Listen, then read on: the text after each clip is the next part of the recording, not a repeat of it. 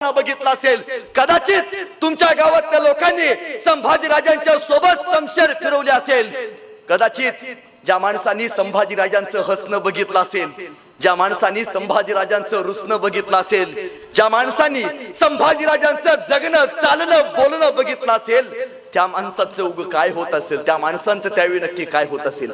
उगच शिवाजीराजे संभाजीराजे तुमच्या माझ्या मातीवरती अनंगित संस्कार करून नाही गेले, पण काय होती परिस्थिती या महाराष्ट्राची.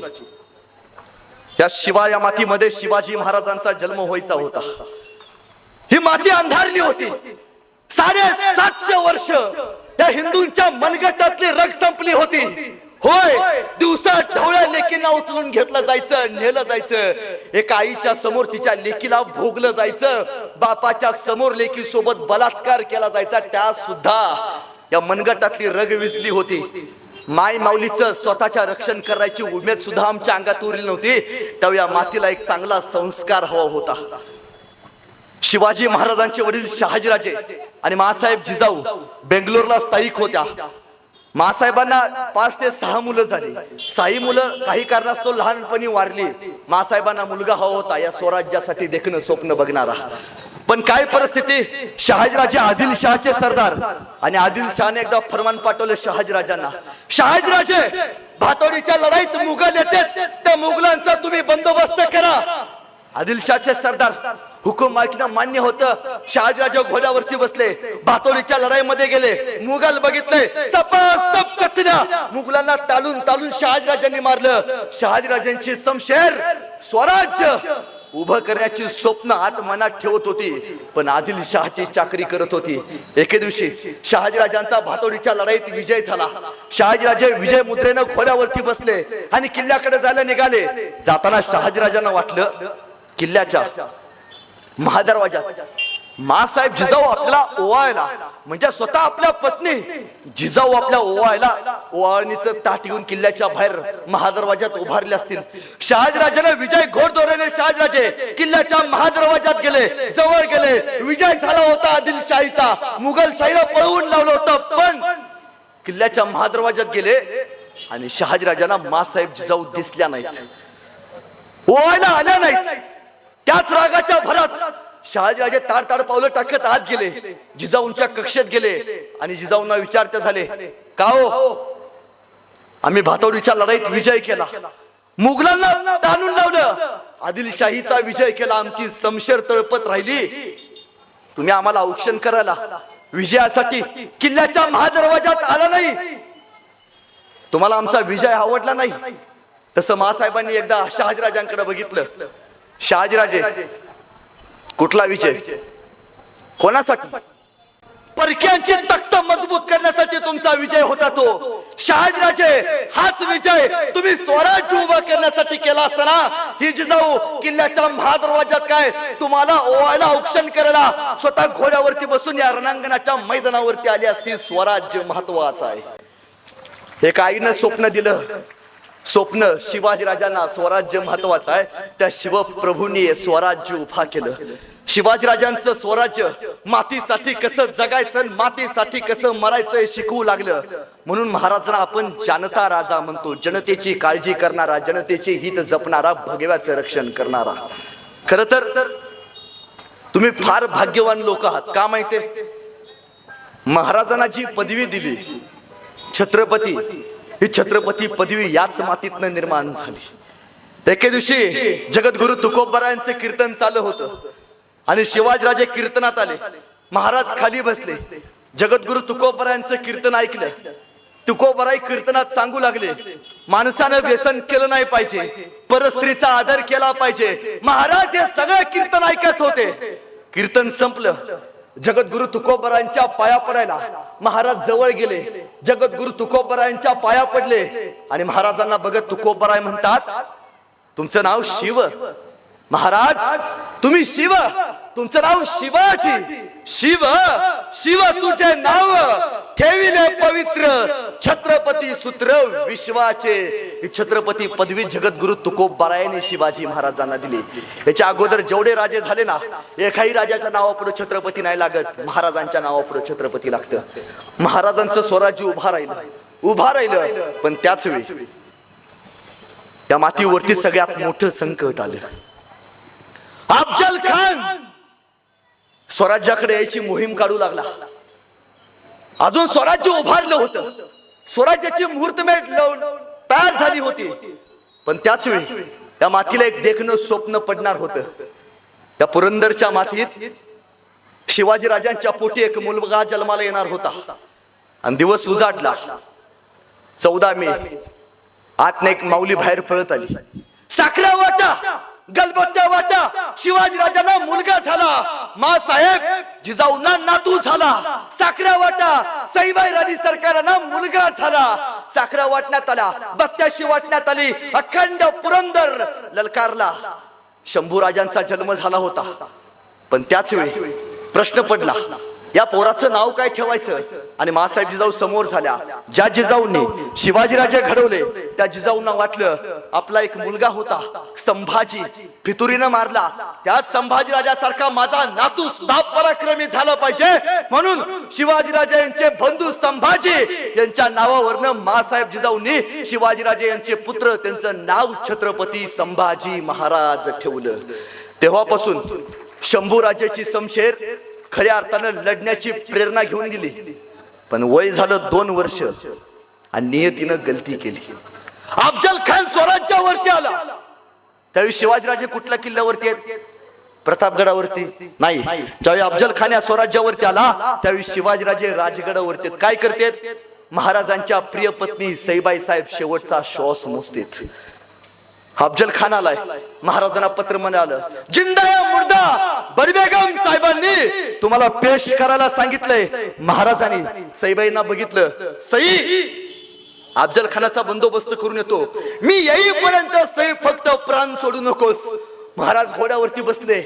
2 वर्षाच्या शंभू राजांना सईबाई राणी सरकारांच्या सोबत ठेवलं आणि महाराज प्रतापगडावरती गेले.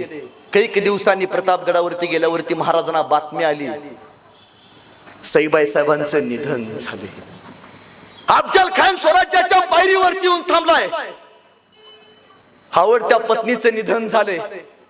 2 वर्षाचा पोरका झालाय. तर या माणसानं परिवार नाही निवडला.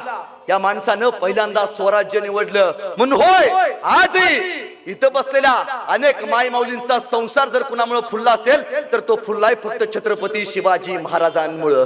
जर महाराज नसते, या माणसांनी स्वतःचा संसार केला नाही. छत्रपती शिवाजी महाराजांनी स्वतःचा संसार केला नाही. छत्रपती शिवाजी महाराजांनी स्वराज्याचा संसार केलाय. त्यावेळी तुमचा आणि माझा संसार फुललाय. संभाजीराजांचं वय वर्ष 2 आणि प्रश्न पडला मासाहेबांना, संभाजीराजांना दूध कोणी पाजायचं. आणि मासाहेबांनी बैठक बोलवली. नाना प्रकारच्या भागातली माय माऊली संभाजीराजांना दूध पाजायसाठी आल्या होत्या. का? शंभू राजांचं निधन झालं होतं.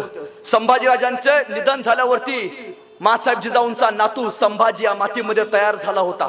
त्या संभाजीला दूध पाजायचं होतं. माय माऊली जमल्या. आणि त्यावेळी मासाहेबांनी विचारलं, माझ्या मुलाचं शंभू राजाचं निधन झाले. त्या संभाजीच्या नावावरनं मी माझा नातू शिवाजीराजाचा मुलगा याचं नाव संभाजी ठेवलंय. या संभाजीराजाच्या मातोश्रींचं सुद्धा निधन झाले. या माझ्या शंभूला कोणी दूध पाजेल. त्यावेळी एक माय माऊली उभा राहिली. मासाहेब म्या पाजते की दूध. असं किती पैसे घेणार? मासाहेब 2 सोन्याची काकणे घेणार बर का. मासाहेब शांत उभारल्या. ती माऊली खाली बसली. आणि कोण पाचेल? एक जण उठून उभा राहिली. मासाहेब म्या पाजते की. किती घेणार ग पैसे? शंभूला दूध पाजायचं. मासाहेब 1 बिघा जमीन देणार बर का. तेव्हा मी माझ्या शंभूला दूध पाजतो. मासाहेब शांत बसल्या. त्यावेळी पाठीमागे एक माऊली उभारली होती. ती होती कापूर गोळा गावची. पुढे आली.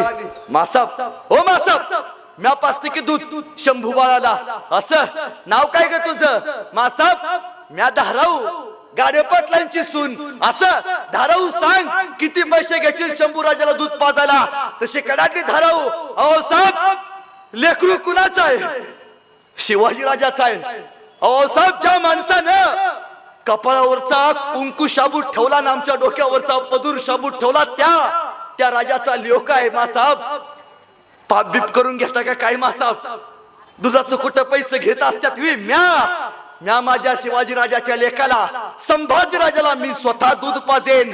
आणि तेव्हापासून या धाराऊने शंभूराजांना दूध पाजलं आणि त्याच फुटफुटला ओठ कोरड शंभूराजांचं, ओठ कोरड शंभूराजांचं. पाना धाराऊला फुटतो ग आणि गरीबाच्या ओसरीवरती बाळ शंभूराजा रडतो ग, गरीबाच्या ओसरीवरती बाळ शंभूराजा रडतो ग. धाराऊच्या दुधावरती संभाजीराजांचा देह पोचला गेला. शंभूराजे स्वराज्याचे देखणं स्वप्न तयार करण्यासाठी सजत होते. त्यावेळी मासाहेब जिजाऊंनी शिक्षणाचा सगळा अनुभव असताना शंभूराजांना शिक्षण द्यायचं ठरवलं.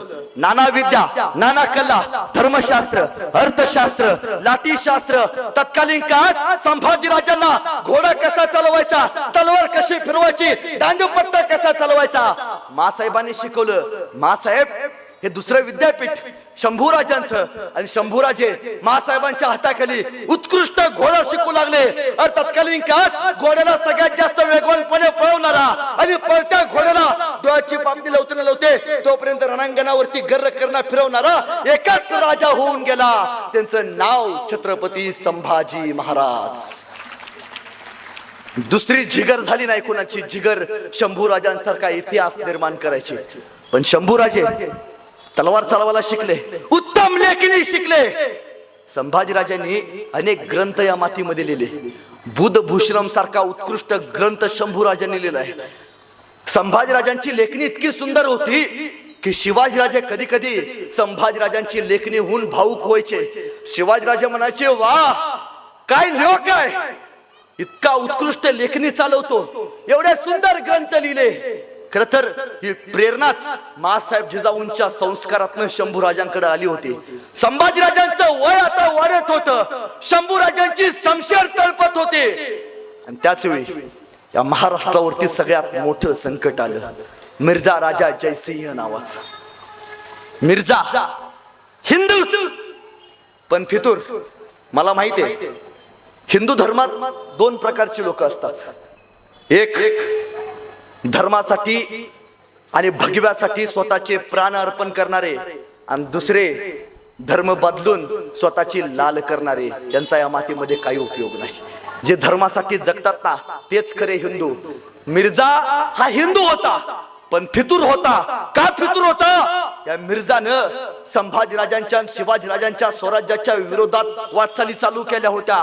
पण त्यावेळी इतिहास एक सांगतोय, जी माणसं चांगली कामं करतात त्या माणसांच्या पाठीमाग इतिहास उभा राहतो. आणि जी माणसं चुकीच्या मार्गाने जातात ना त्यांची नोंद सुद्धा कधी इतिहासात घेत नाही, कधी सुद्धा इतिहास घेत नाही. इतिहासात तुम्हाला शिवाजीराजांचं नाव बघायला मिळेल पण इतिहासात तुम्हाला कुठेच मिर्झा राजा जयसिंह याचा पराक्रमाचा इतिहास बघायला नाही मिळणार. ही माती फक्त विजय होणाऱ्या माणसांचीच नोंद घेते. मिर्झा आला खुलेआम रेत छायला चालू केली, मिर्झानं खुलेआम लंगड्या तोड चालू केली. मिर्झाचे सैनिक यायचे, एखादी कवळी पोरगी दिसायचे, भोगायचे, बदअमल करायचे. महाराजांना वाटलं किल्ल्यापेक्षा स्वराज्य महत्वाचा आहे, रयत महत्वाचे आहे. एका राजाला वाटला नाही आपला मतदारसंघ वाचवावा. महाराजांनी रयतेसाठी स्वराज्यासाठी तह करायचा ठरवला. आणि तहात शिवप्रभूंनी 23 किल्ले बहाल केले. 16 किल्ले उरले महाराजांकडे. सगळं म्हटलं संपलंय. ज्या माणसाने एवढं मोठं स्वराज्य उभा केलं त्या माणसाचं स्वप्न एका क्षणात संपलं. राणा वनातल्या शेतकऱ्याच्या कष्टकऱ्यांच्या पोरांच्या हातात शमशेर देऊन ज्या माणसानं हिंदवी स्वराज्याचं स्वप्न बघितलं त्या शिवाजीराजाचं स्वप्न भंगलं नाही.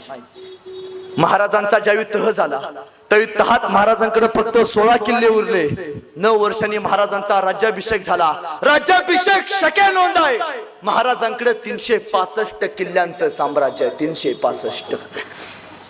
एकही गोष्ट तुम्हाला बघायला मिळत नाही जिथं महाराज दमले असतील, जिथं महाराज थकले असतील. नाही, पर्याय शोधलाय महाराजांनी प्रत्येक गोष्टीवरती पर्याय. त्यावेळी शंभूराजांचं वय वर्ष होतं 9. तह झाला आणि औरंगजेबाचा वाढदिवस आग्र्याला. त्याचा पण हॅपी बर्थडे बेण्याचा.